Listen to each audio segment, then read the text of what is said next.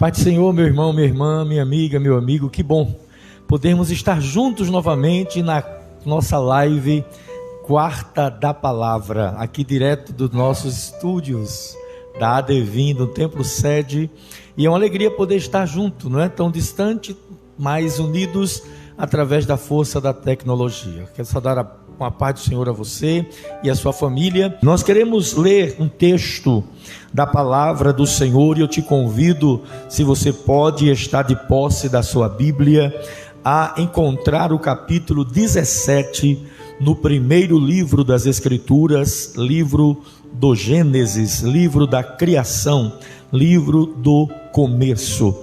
E no capítulo 17 do livro do Gênesis existe o versículo 1 e uma expressão que nós gostaríamos de compartilhar com você, com vocês nesta noite. O texto de Gênesis 17, 1 diz o seguinte: sendo, pois, Abrão da idade de 99 anos, apareceu o Senhor a Abrão e disse-lhe: eu sou o Deus Todo-Poderoso, anda em minha presença e sê perfeito. Eu sou o Deus Todo-Poderoso, anda em minha presença e sê perfeito. Meus irmãos, nós louvamos a Deus pela sua palavra. Louvamos a Deus porque Ele é um Deus que cuida de nós. Louvamos a Deus porque Ele está exatamente agora falando conosco através das Escrituras. E a Bíblia, ela vai nos revelar, ela vai nos mostrar, nesse texto, trazer um grande ensinamento para cada um de nós.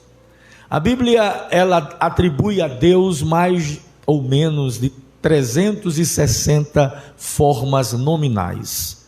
Existem 360 maneiras de você nomear Deus na Bíblia. Deus tem mais de 360 nomes na Bíblia. E o nome é algo muito importante, você sabe disso, já ouviu isso várias vezes. Diferentemente da nossa cultura, a Bíblia, ela atribui ao nome o poder de demonstrar quem a pessoa é ou será. O nome fala do que a pessoa é de verdade. Não é somente uma homenagem, como nós fazemos aqui, vamos colocar o nome de fulano, o mesmo nome do avô, o nome da avó, o nome da tia, ou a junção de dois nomes, o nome do pai, o nome da mãe, como minha sobrinha, não é? Que meu irmão é Adriano e a minha cunhada é Elisângela, e ele tem uma filha com o nome é Adrielen, a junção dos dois nomes. Não, na Bíblia o nome tinha um poder, tem um poder todo especial de determinar muitas vezes o que a pessoa é, pode fazer, o que faz, sua função, enfim. É tanto que um nome só não dá para descrever Deus, porque Deus é Deus, então não teria como biblicamente nominá-lo apenas com uma forma, não é? Mas aí a Bíblia dá a ele vários nomes e cada nome mostra o que ele é, o que ele faz, o que ele pode. É tanto que nós vemos na Bíblia ele ser chamado, por exemplo, de Jeová Sidkenu, que é o Senhor, é a nossa justiça, Jeová Mikadiskim, o Senhor que te santifica, Jeová Raá, o Senhor que te sara, né? O Senhor teu pastor, Jeová Rafá, o Deus que te sara, a Jeová Nissi, ele é a tua bandeira, de maneira Jeová Sabaó, o Senhor dos exércitos, de maneira que o nome representa algo que ele faz, algo do seu caráter, da sua natureza, algo inerente a si mesmo.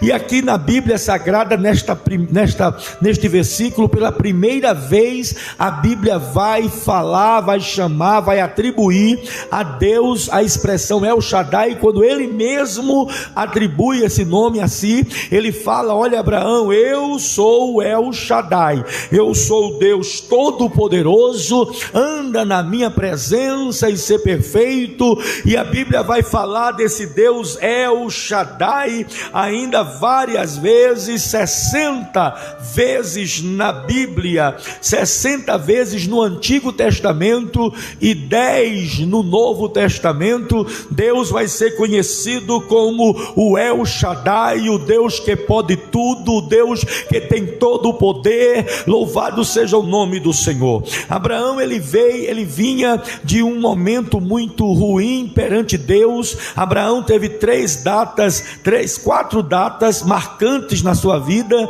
Aos 75 anos, Deus aparece, lhe chama e lhe tira de Ur dos Caldeus, não é? Aos 86 anos nasce Ismael, e agora aos 99 anos Deus está falando com Abraão, com Abrão ainda, e depois ao 100º ano de vida vai nascer Isaque. Pois bem, Abraão tinha tido a experiência de um filho com Agar.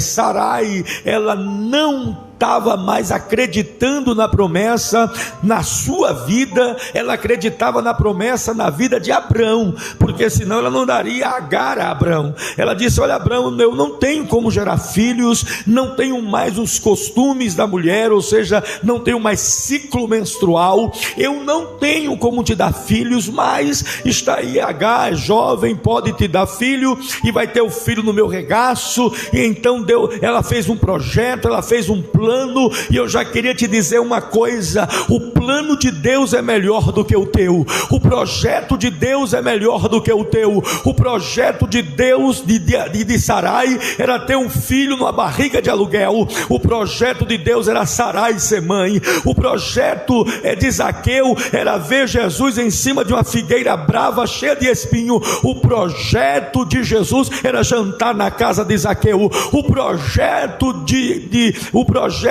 O teu projeto talvez seja muito ínfimo, mas o projeto de Deus, ele é muito grande na sua vida. Então nesta hora, nesta noite, antes mesmo de começar a entrar no âmago da questão, eu quero te dizer: o projeto de Deus é melhor. Descansa no projeto de Deus, descansa naquilo que Deus quer, porque Deus vai te surpreender, Deus vai fazer você ficar de boca aberta, porque aquilo que é impossível aos homens é possível para Deus. Abrão tem o seu filho com Agar, e Ismael já estava com 14 anos, mais ou menos para 15 anos. Deus se revela a Abrão e agora fala com ele: Abrão, é o seguinte, Abrão, eu sou Deus Todo-Poderoso.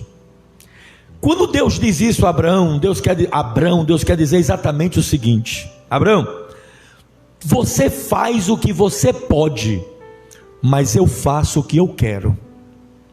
Você só podia ter filho na tua visão com Agar, tudo bem, porque você só faz o que pode mesmo, mas eu não, eu faço o que quero. Quando Deus se auto-intitula Todo-Poderoso, Ele está te dizendo e me dizendo: não limite, até aquele salmo bem conhecido, né? Entrega o teu caminho ao Senhor, confia nele e tudo falar. E tem outro que diz assim: não te estribes no teu próprio, confia no Senhor e não te estribes, ou seja, não te apoie no teu próprio entendimento. Então Deus está dizendo a Abraão: é o seguinte, eu sou o Deus que faço o que quero, eu penso e executo, eu quero e acontece, porque sou eu que domino. Você é criatura e eu sou o Criador. Você está aí embaixo, eu estou aqui em cima. Você é pecador e eu sou santo. Você é fraco e eu sou todo poderoso. Então não pense, não fique limitando a sua vitória ao seu pensamento, porque você olha ao redor e não vê a menor condição de nada, porque você está vendo no seu ângulo de visão, mas Deus está sentado, aleluia, num alto e sublime trono, olhando você agora, olhando você amanhã, olhando pessoas que vão fazer parte da sua vida, que você ainda nem conhece, examinando o seu passado, escrutinando o seu futuro, arrumando o seu presente.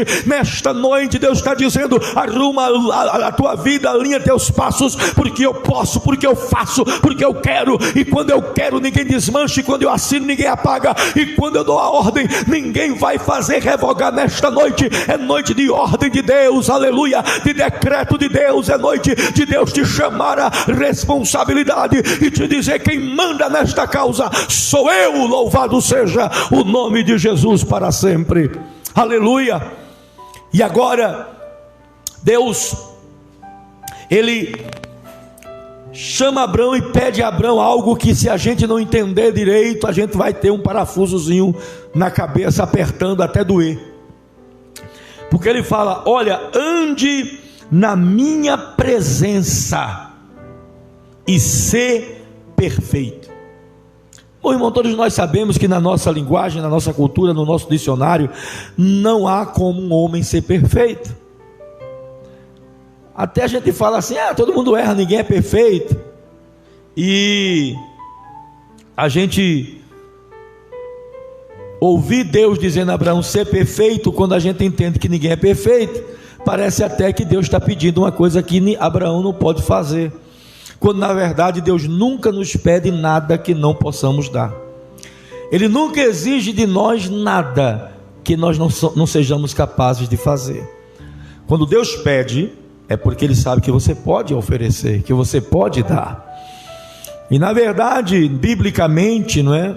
Essa expressão ser perfeito quer dizer sem culpa, ou sincero, ou inteiramente dedicado ao Senhor.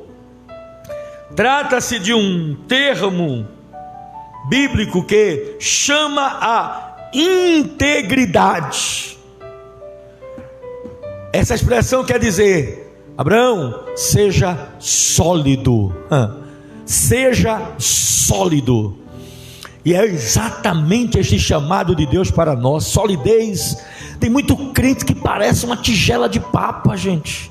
Muito crente frouxo, muito crente mole, muito crente que não aguenta nada. Qualquer coisinha está se desmanchando, qualquer coisinha está, se derretendo. Mas o Senhor está te chamando à solidez. O Senhor está dizendo, o Senhor queria dizer a Abraão: Abraão, você foi frouxo, você foi mole, você não teve postura, você não confiou completamente em mim, você acreditou em um projeto humano e abdicou do projeto divino. Você fez o que estava ao seu alcance. Deus não chama a gente, Deus não nos chama para fazermos apenas o que está ao nosso alcance. Deus nos chama para fazer o que está ao nosso alcance e ter fé para acreditar que aquilo que não está no nosso alcance está no alcance de Deus. Deus está te chamando para dizer assim: olha, seja sólido, seja firme, seja íntegro, bendito seja o nome do Senhor. A Bíblia diz: se te mostrares frouxo no dia da angústia, a tua força será pequena. Em nome de Jesus, deixe de ser um homem frouxo, uma mulher frouxa.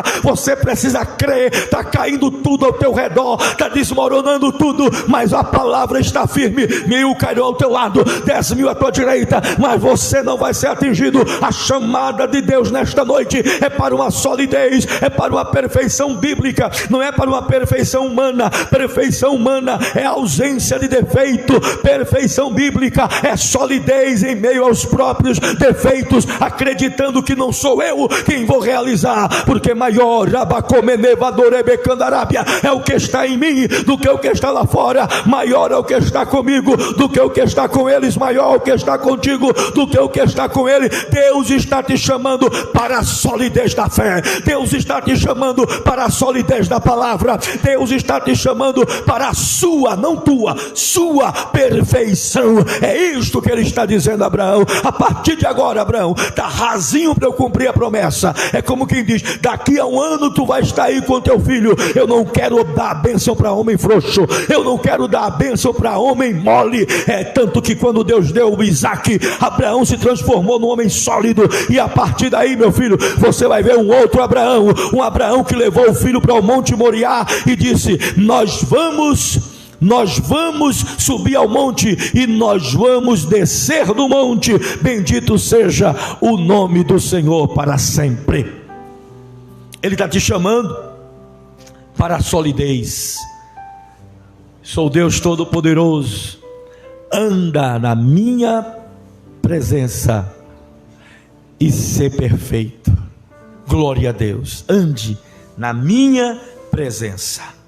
Meus irmãos, a chamada de Abraão nos traz muitas lições, muitas, e eu gostaria de compartilhar essas lições com você nesta noite. E nós vemos, irmãos, que Abraão foi chamado. A Bíblia diz que ele estava lá em Ur dos Caldeus, na sua terra natal, e a Bíblia diz que Deus apareceu para Abraão e fez uma chamada inusitada. A chamada de Deus foi: olha, você sai do meio da tua terra, do meio da tua parentela, e vem para uma terra que eu ainda vou te mostrar. E Deus chama Abrão na época, e eu queria analisar com vocês algumas coisas nisso, a começar pelos motivos que Deus chama Abrão, que na verdade são os mesmos motivos que Ele continua chamando pessoas como eu e como você. Os motivos que levam Deus a chamar alguém para si, para a sua obra e para a aventura da fé, são os mesmos desde sempre. E o motivo é dividido em 3 partes. A única razão que leva Deus nos chamar, e que levou Deus a nos chamar, e que leva Deus a continuar chamando pessoas, é a graça. É a graça, o favor imerecido.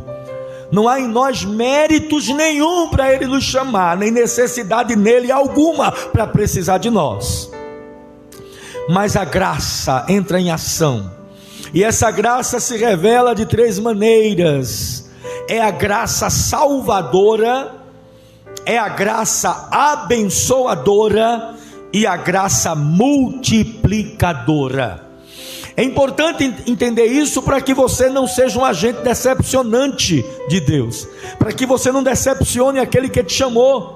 A Bíblia diz que é possível isso? Claro, a Bíblia diz que ninguém que milita se embaraça com negócios desta vida a fim de agradar. Então, se embaraçar, desagrada, a fim de agradar aquele que nos chamou, que nos alistou, que nos arregimentou. Então, a primeira ação da graça é a graça salvadora. Deus queria salvar Abrão de uma terra pagã e transformá-lo no pai da nação escolhida. Deus quis. A graça não tem explicação, a graça não tem codificação, a graça não tem monitoramento, não tem como você determinar o porquê da graça, o para quê da graça. Ele apenas quis, é o querer dele, a graça salvadora. Deus olhou para Abrão e disse: eu quero você, e quero você para uma obra específica. Você vai ser pai da minha nação. Como Deus te escolheu, e Ele te escolheu, te salvou, não foi para você ser infrutífero, não foi para você viver aí só esperando o céu, não. Deus tem algo definido na sua vida, Deus tem um projeto especial na sua vida, Deus tem algo interessante a fazer com você, e você tem a certeza disso. Você não foi salvo, você não foi chamado apenas para não ir para o inferno, não. Você não foi chamado apenas para ir para o céu, se é que eu posso colocar apenas para ir para o céu, não. Você foi chamado para, além de sair do inferno e de ir para o céu, no meio do caminho, ser um agente poderoso na mão de Deus, e o inferno vai ter muito prejuízo com a tua vida. Então, neste momento difícil que estamos vivendo, e não podemos deixar de falar nisso, nessa pandemia, nessa quarentena, nesse isolamento, você precisa entender, no nome de Jesus, que Deus tem um projeto para você. E eu quero te dizer uma coisa, meu irmão: nós estamos em quarentena, mas o céu não está em quarentena. Nós estamos em isolamento, mas o céu não está em isolamento. Os anjos do Senhor continuam circulando na face da terra, incluindo, executando os seus propósitos. Os anjos do Senhor continuam agindo em meu e teu benefício. Ele te sustentará nas tuas mãos, para que não tropece com teu pé em pedra. Existe um plano específico de Deus na sua vida, existe uma obra específica de Deus para a sua vida. Então levante a sua cabeça e desfrute a graça salvadora, na certeza de que há algo para Deus fazer.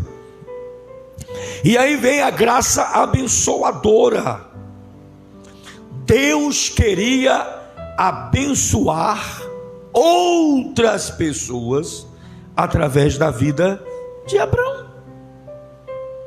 Ele disse: em ti serão benditas todas as famílias da terra. Deus nos chamou para sermos canal de bênção.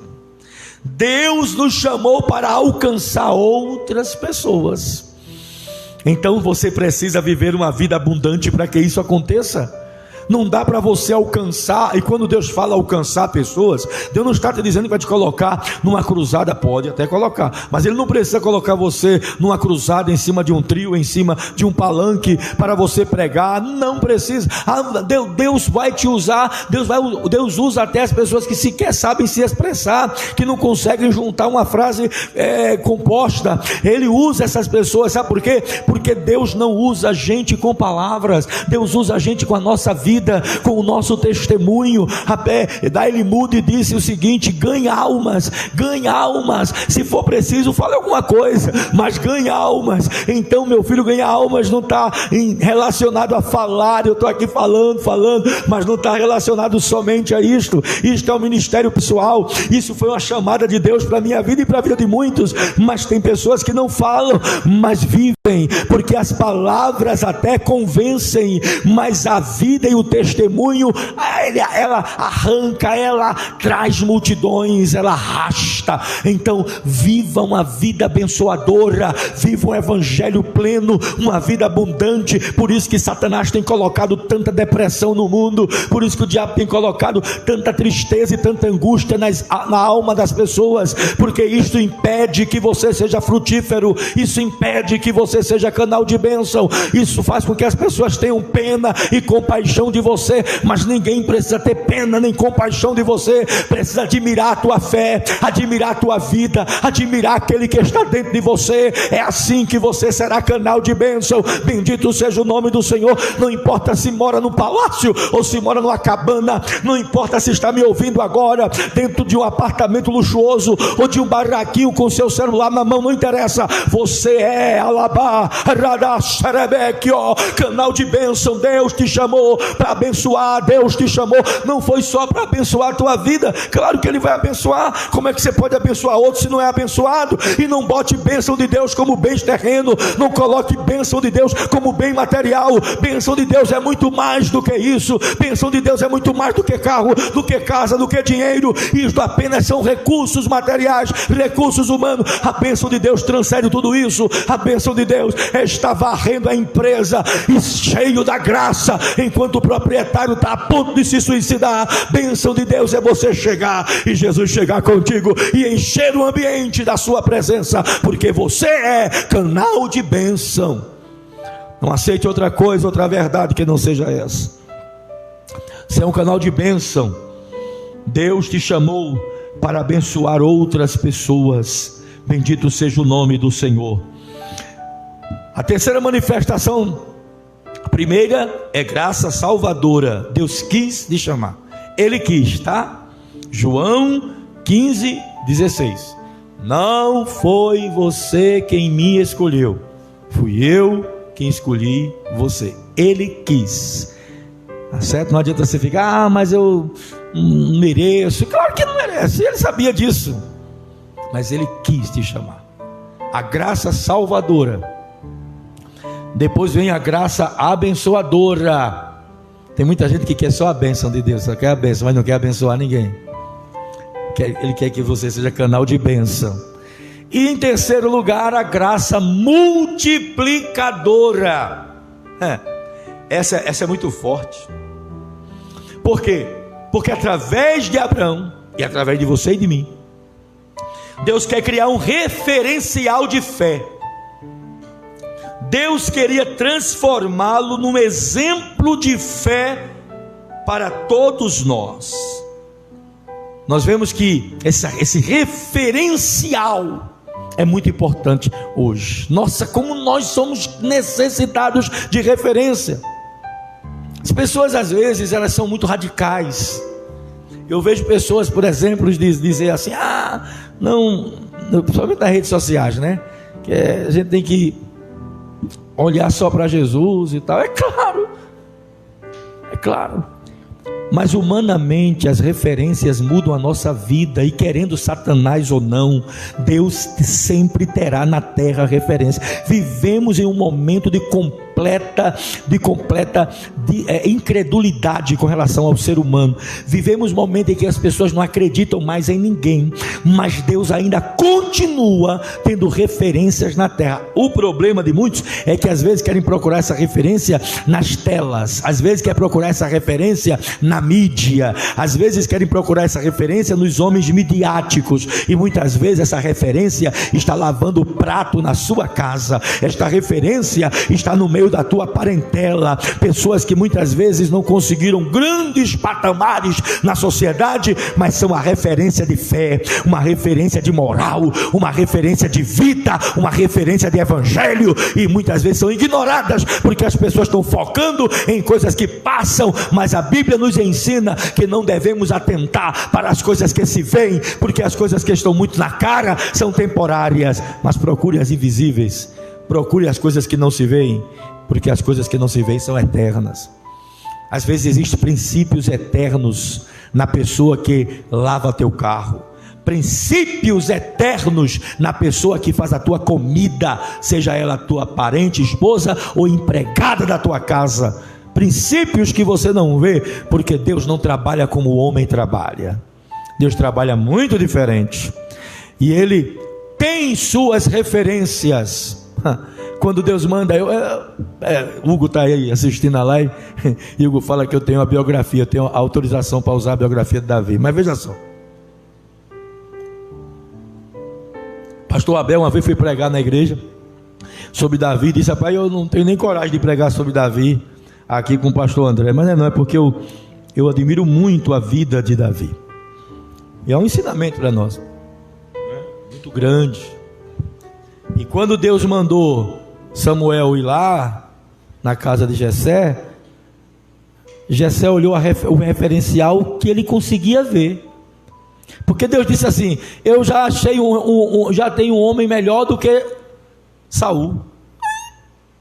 O cara é rei, bonito, grande, forte, melhor do que Saul. Ele foi procurar no referencial humano, era Davi, pequena estatura, gentil presença, carinha de menino, menor de idade, pele ruiva, cheia de sarda no rosto. O referencial de Deus é diferente. Deus resolveu destruir o Egito e disse: eu tenho um soldado, tem 80 anos, e a sua trupa é um outro velho também, que é amigo dele, irmão dele, e a arma é um cajado. O referencial de Deus é diferente. Deus nos chamou por causa da sua graça salvadora, da sua graça abençoadora e da sua graça multiplicadora. Através da nossa vida, Deus quer multiplicar o seu reino. Ele quer salvar outras pessoas. Quando você olha para a vida de Noé e você vê Deus dizendo: Noé, eu quero que você construa uma arca do tamanho do Maracanã, com 2 andares fora o térreo. Aí você vai colocar os animais tudo dentro, e etc, etc. Você já conhece a história de Noé, e você não vê Noé dizer nada, apenas aceitar. Não, porque aceitar tudo bem, mas vamos resistir um pouquinho, né? Hello, vou fazer uma arca como? Sozinho. Mas Deus pede e Ele faz. Sabe por quê? Porque Noé tinha um referencial na sua vida, multiplicador de fé, que era o seu bisavô Enoque. E quando o seu bisavô, ele andava com Deus e Deus levou para si, Noé cresceu ouvindo essa história. Noé cresceu ouvindo que na família dele tinha um cidadão que por acaso era seu bisavô, que Deus tomou, que não morreu, que não foi sepultado, que foi levado, que foi trasladado, e aquilo foi mexendo com Noé de uma forma tão extraordinária, que Noé foi tendo aquele homem como uma referência impossível não ter, sobretudo numa época em que a tradição oral era muito forte, se passava tudo que vivia oralmente, na hora das refeições se ouvia falar de Enoque, na hora de dormir se falava de Enoque, quando acordava se falava de Enoque. Noé cresceu com seu bisavô Enoque como referencial, e possivelmente aquele menino dizia: num dia que eu tiver uma oportunidade, se Deus me der uma chance, eu vou mostrar para Deus que eu sou igual ao meu bisavô, eu vou mostrar para Deus que a tradição da família não acabou. Deus está precisando de referencial. O que é que teu filho, quando olha para você, vê? Alabara Xandarébia. O que é que a tua comunidade, quando olha para você, vê? Qual é a primeira palavra que te define? Qual é a primeira palavra que vem na mente das pessoas quando alguém fala fulano de tal? O que é que as pessoas vão dizer de cara? Em nome de Jesus, seja um agente multiplicador, receba a graça multiplicadora, porque você passa, porque você morre, mas o seu legado fica. Porque estou eu aqui em 2020 falando de Enoque, falando de Noé, glória a Deus, porque as pessoas vão embora, mas o seu legado continua. Que legado você tem deixado para a sua casa, para a sua família, para os seus amigos, para a sua igreja, para a sua comunidade? Qual é o teu legado? Deus quer te usar através da graça multiplicadora. Glória a Deus, glória a Deus. Então nós somos escolhidos, fomos chamados por Deus, e essas três verdades nos acompanham. E quando Deus nos chama, nós temos que ficar atento às lições que Ele vai nos dar, porque Deus te chama de um jeito, mas vai te salvar e te levar para o céu de outro. Porque tem pessoas que falam assim: a Bíblia diz vinde como está, mas não é para permanecer como está, gente. Vinde como estás é o processo de salvação, mas não esqueça o processo de santificação. A salvação de uma alma acontece em fração de segundos, mas a construção de um santo pode levar uma vida inteira.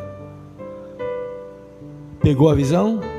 Pega a visão, escreve no teu Face lá: a salvação de uma alma pode acontecer em fração de segundos, mas a construção de um santo pode levar uma vida inteira. E essas verdades que nós vamos aprendendo com a nossa vida vai nos transformando naquilo que Deus quer. Existem pelo menos 4 verdades para todos os escolhidos de Deus, extraído na escolha de Abraão.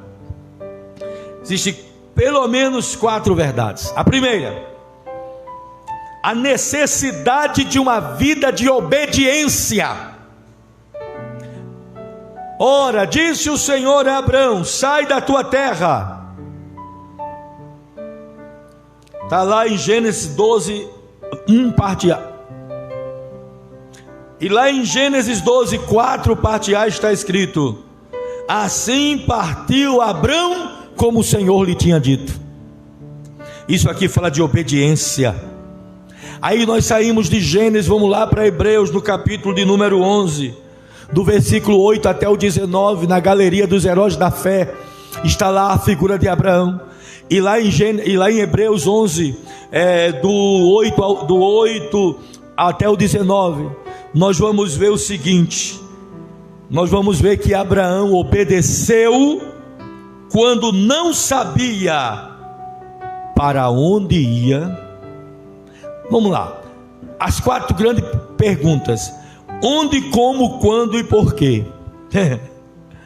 Onde, como, quando e porquê? A gente quer essas respostas, né? A gente quer. Vou te abençoar. Onde, Jesus? Quando? Como? Está passando essa prova. Por quê?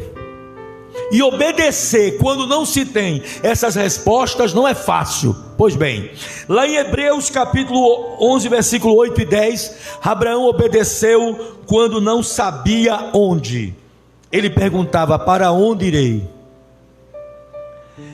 No versículo 11 e 12, ele obedeceu quando não sabia como. Está escrito lá: como pode Sara engravidar? Lá no versículo 13 ao 16, ele está obedecendo quando não sabia quando. Quando estas promessas vão acontecer? E no versículo 17 até o 19, ele obedeceu quando não sabia por quê. Por que eu tenho que oferecer Isaque? A obediência não está condicionada às suas respostas, às respostas que você tem. A obediência está condicionada à fé naquele que prometeu. Glória a Deus. Você não precisa de resposta, você precisa da promessa. A promessa é suficiente. A promessa vai acontecer quando não houver resposta. A promessa vai acontecer quando só houver interrogações. Nós vemos Jó, coitado, fazer perguntas a Deus, perguntas a Deus, perguntas a Deus, porque o pior do sofrimento não é o sofrimento em si. O pior do sofrimento é a falta de resposta. Eu posso sofrer, mas se eu tiver resposta, tá bom. Olha, você vai ficar nessa UTI somente 3 dias, eu garanto. Você sofre, mas está na boa, com 3 dias você sai. Mas quando não tem resposta, quando você não sabe se vai nem sair, quando você não sabe se vai chegar, quando você não sabe se vai vir, quando vai vir, como vai ser, Deus não é o Deus de resposta, Deus é o Deus de promessa e de cumprimento. E quando Jó fez perguntas a Deus, Deus agora interrompe todo o processo, e através de um redemoinho, você crê que no meio deste redemoinho que você está vivendo, Deus vai se apresentar para mostrar a você que Ele ainda está no controle, no comando. Quem perdeu o controle foi você, quem perdeu o comando foi você. O de Deus está na mão dele, o controle de Deus está com ele. Glória a Deus. E aí Deus rompe o silêncio e diz a Jó: agora sou eu que vou te perguntar, e você me responde se você puder, é claro. E Deus começou a sarrabulhar para Jó de perguntas que não tinha resposta. Quer dizer, tem, mas para o ser humano não tem. Quem fundou o alicerce da terra, quem faz parir a coça, quem colocou o anzol no Leviatã, quem chama as estrelas pelo seu nome, quem, e por aí vai, quem, como é? E Jó calando, se humilhando, descendo, se abaixando, porque Deus é Deus. Ele disse: Jó, quem foi que quebrou o orgulho das ondas? Quem foi que colocou o ferrolho no mar e que disse até aqui e não mais adiante? Quem, Jó, quem? Aí Jó se humilhou, aleluia. E quando ele se humilhou, apareceu a resposta. Quando ele disse: eu sei que tudo pode, era isso que Deus estava dizendo a Abraão: você faz o que dá, você faz o que pode, eu posso tudo, eu faço o que eu quero. Deus ouve de Jó, o homem, o ser humano simples, ínfimo, pequeno: tu podes tudo, e o que tu pensa não pode ser impedido. A partir dali a roda girou, a roda vai girar. Não é quando você ficar perguntando, chorando na sua cama: alabara serekemi kanda remenuva sorebecou anamandurimia. A resposta vai vir. Não é quando você ficar perguntando e chorando, é quando você se levantar e crer. Reprime a tua voz de choro, porque há galardão para o teu trabalho, porque ainda um pouquinho de tempo, e o que há de vir virá, e não tardará, mas o justo viverá da sua fé. E não há fé que não seja gerada por ouvir a palavra, e todos aqueles que ouvem a palavra, para que aquela palavra faça efeito, precisa obedecer. Ele te convida à obediência. Primeira verdade para os escolhidos através de Abraão é que há uma necessidade de uma vida de obediência. A segunda verdade para nós escolhidos, porque a gente não quer ser só chamado, né, gente? E muitos são chamados e poucos escolhidos. Por que muitos são chamados e poucos são escolhidos, gente? Se o céu não cabe tudinho. Porque os chamados já não são todos, né? Todos existem. Muitos do todo são chamados, e poucos dos chamados são escolhidos. Por quê? Deus é mau, os predestinados, os que nasceram para ir para o céu, os que nasceram para ir para o inferno. Bom, claro que eu não creio nessa doutrina desta forma. Na doutrina da predestinação eu tenho que crer, porque ela está na Bíblia. Se eu não creio, eu não creio na Bíblia, né? Mas dessa forma não. É aquela de bota um X, quem tem X vai para o inferno, quem tem asterisco vai para o céu. Não é bem por aí. Que eu e um segmento teológico respeito a sua fé, respeite a minha. Mas na verdade a escolha é por causa do processo seletivo, e as pessoas não se encaixam, não aceitam, não querem, não buscam. Por exemplo, muita gente é crente, mas não quer obedecer. Mas não obedece ninguém. Não obedece a Deus, não. É um monte de crente que não obedece pastor, não obedece dirigente, não obedece ninguém. É aquela turma da divisão de Coríntios que diz: eu sou de Cristo. Lá em Corinto tinha tinha um grupo de Apolo, tinha um grupo de Paulo e tinha um grupo de Cristo. E o pior grupo da igreja é o de Cristo. Sabe por quê? Porque ele não ouve Paulo nem Apolo, mas Cristo colocou Paulo e Apolo. Ele não ouve. Eu só obedeço Cristo. Aí Cristo não está assim visível, né? Não está presente. A Bíblia manda a gente obedecer em 4 categorias: os pais, as autoridades eclesiásticas, a autoridade política e aos patrões. Tem gente que não obedece o patrão, não obedece os pais, não obedece ninguém. Mas eu sou crente. Aí você é crente, você não é escolhido. Porque o escolhido precisa entender o que é obediência. E a segunda verdade dos escolhidos é que os escolhidos precisam ter coragem para quebrar os vínculos e sair da zona de conforto. Eu vou repetir: escolhido tem que ter coragem para quebrar vínculos e sair da zona de conforto. Sai-te da tua terra e da tua parentela e da casa do teu pai. Isso é quebrar vínculos e sair da zona de conforto, meu irmão. Aí você vai para uma terra que eu ainda vou te mostrar. Então confia em mim que a terra existe, mas não vou te dizer agora não. Abraão, nós vemos muitas pessoas, né? Abraão deixou a sua terra e a sua parentela. Ele quebrou vínculos familiares. Eita! Vou falar daqui a pouco. Eu falo ou não falo? Eu falo ou não falo? Moisés deixou a elevada posição do Egito, quebrou vínculos sociais. Pedro e André deixaram os seus barcos e as suas redes, quebrou vínculos profissionais. Será que nós temos coragem para tanto? Porque, irmãos, às vezes dá para servir a Jesus e não mudar nada. Às vezes você está sendo chamado e escolhido para alguma coisa, mas não precisa mudar nada. E aí fica tudo muito fácil. E beleza, Deus não pediu, mas tem hora que Deus quer um pouco mais. Tem hora que Deus não quer você muito alinhado com certas pessoas que você gosta tanto, porque essas pessoas estão desvirtuando você, estão tirando você do foco, estão sugando você. Tem pessoas que você, quando se aproxima dela, você está com 100% de carga de bateria, e quando você sai dela, se não recarregar a bateria, na hora você morre. Tem pessoas que são sanguessugas espirituais e emocionais. Tem pessoas que na verdade, irmão, são coveiros. Enterra teus sonhos, enterra teu projeto, não acredita em nada do que Deus fala. São pessoas, e às vezes essas pessoas têm vínculo com a gente parental, tem vínculo familiar, mas o vínculo que Deus quer é outro. Com Abraão ele disse: não quero você com a sua família. Isso é duro, mas é bíblico. Isso é uma regra? Não, mas pode acontecer.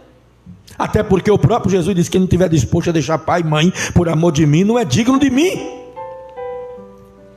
Pessoas que você sabe que está lhe destruindo, pessoas que você sabe que está diminuindo a sua fé, e você não tem coragem de quebrar os vínculos, quebrar vínculos familiares. Quantas coisas você deixou de fazer para Deus, porque você tinha que estar na festa da sua prima, do seu primo, da sua tia, do seu irmão, que eles não estão nem aí para a tua fé. Pelo contrário, você chega lá, serve de chacota. E aí, irmão, está na igreja ainda? Quer uma cervejinha, irmão? E você deixou a obra de Deus, deixou o Deus da obra, deixou tanta coisa boa para fazer, ou mesmo tua família, para estar com essas pessoas que não estão nem aí para a tua fé, desdenham da tua fé.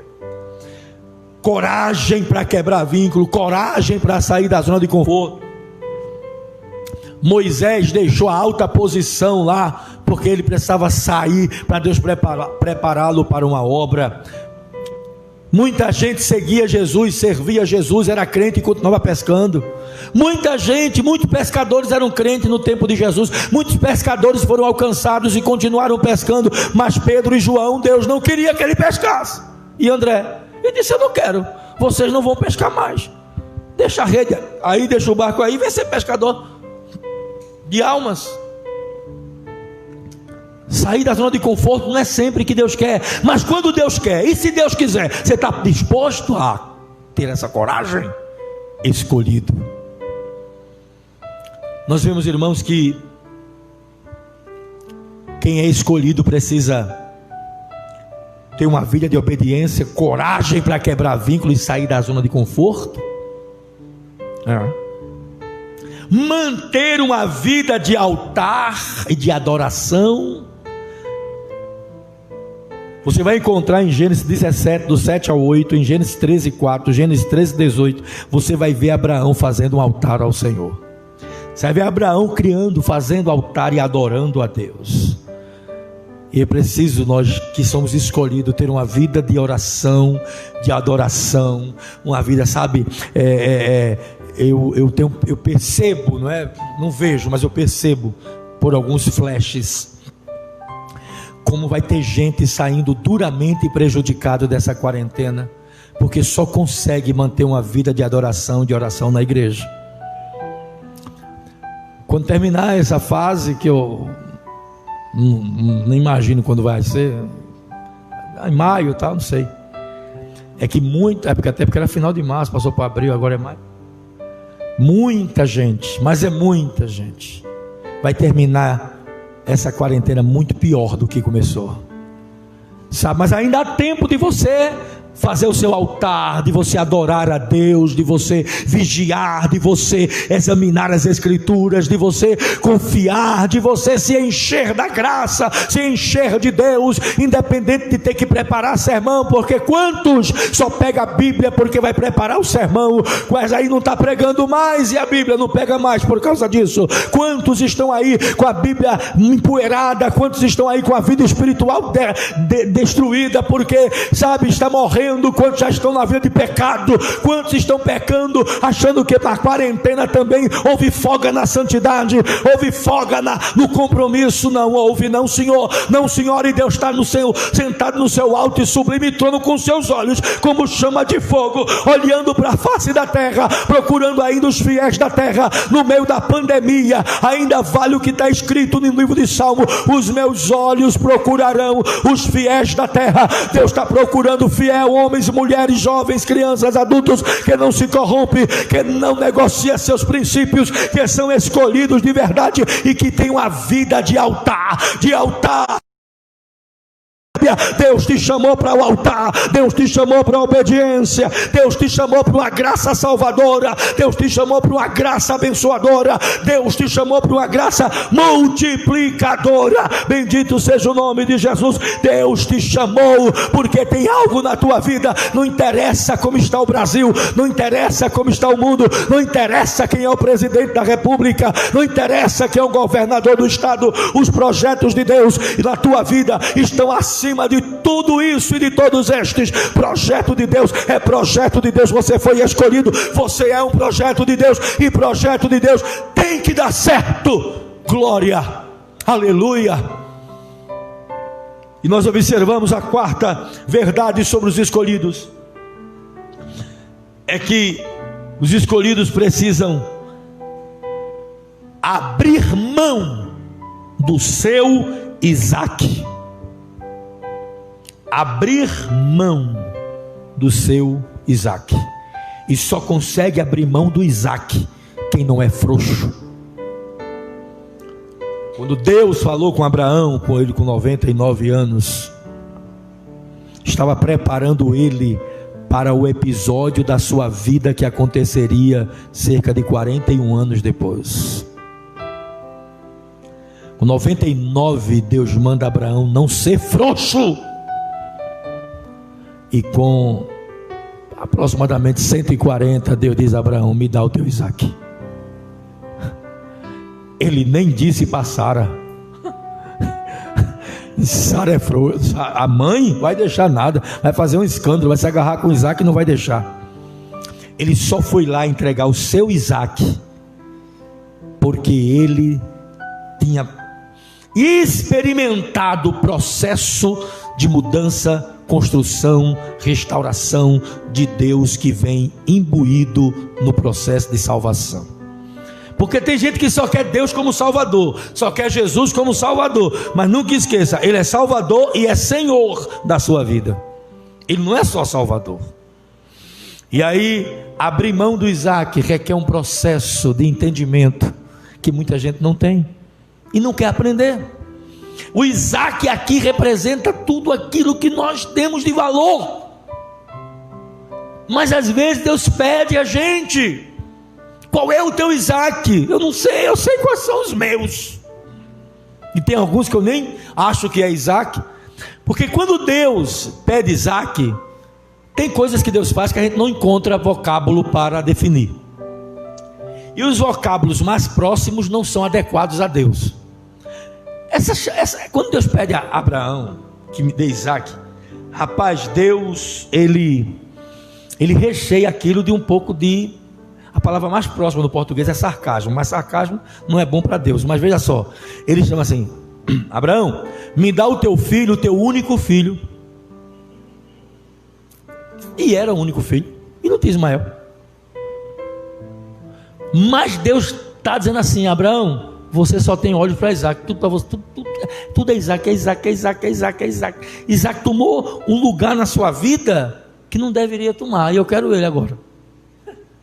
E eu quero que você me ofereça em holocausto. Mas holocausto é tirar a pele, todo o sangue, cortar em pedaços. Por quê? Porque sangue fala de vida, e Deus não quer sacrifício que tenha vida. Como assim, pastor? Que eu não vivo mais eu, é Cristo que vive em mim. Deus não quer a minha vida, que eu viva a minha vida. A vida que eu agora vivo, eu vivo na fé do Filho de Deus, e por isso estou crucificado. Tem que tirar a pele, porque Deus não aceita aparência, Deus quer o que está por dentro. Tem que quebrar, não precisa nem falar de quebrar, né? Deus não quer ninguém inteiraço, Deus quer você quebrado mesmo. E tem que tocar fogo, porque Deus quer tudo, que não sobre nada e que suba como fumaça. E Abraão vai lá e entrega. Abraão vai lá e entrega. Ele vai lá, sobe. Agora ele tem uma fé na promessa.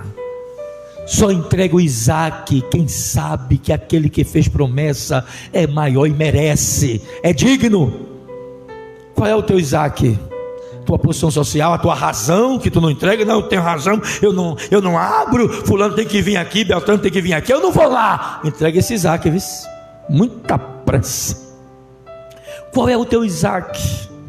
Tua posição, teu emprego, tuas joias, tua vaidade, teu ouro, tua prata. Qual é o teu Isaac?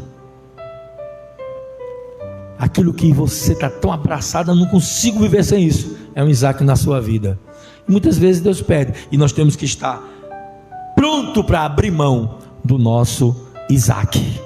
E aí Deus começa a nos usar como Ele quer nos usar. Que nesta noite nós possamos entender que fomos chamados para a perfeição, e perfeição é solidez, não podemos ser frouxo nem mole.